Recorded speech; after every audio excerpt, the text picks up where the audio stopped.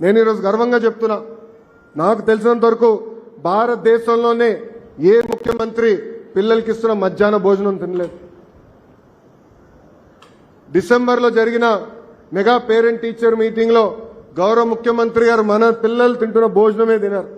ఆనాడు మన పిల్లలు ఎక్కడ కూర్చుంటారో నేలపైన కూర్చుని పిల్లలతో కలిసి మెలిసిగా భోంచేస్తాం జరిగింది. ఆ రోజే గౌరవ ముఖ్యమంత్రి గారు మనసులో పడింది, అన్నం బాలేదు, మార్చాలని నిర్ణయించారు.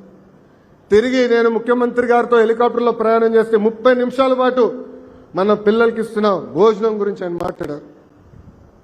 అక్కడి నుంచే వచ్చింది ఈరోజు మన పిల్లలకి ఇచ్చే సన్న బియ్యం. దొక్క సీతమ్మ గారి పేరుతో మధ్యాహ్న భోజనం ఈరోజు నాణ్యమైన సన్న బియ్యంతో మన పిల్లలకి అందజేస్తున్నారు గౌరవ ముఖ్యమంత్రి శ్రీ నారా చంద్రబాబు నాయుడు గారు. అంతేకాదు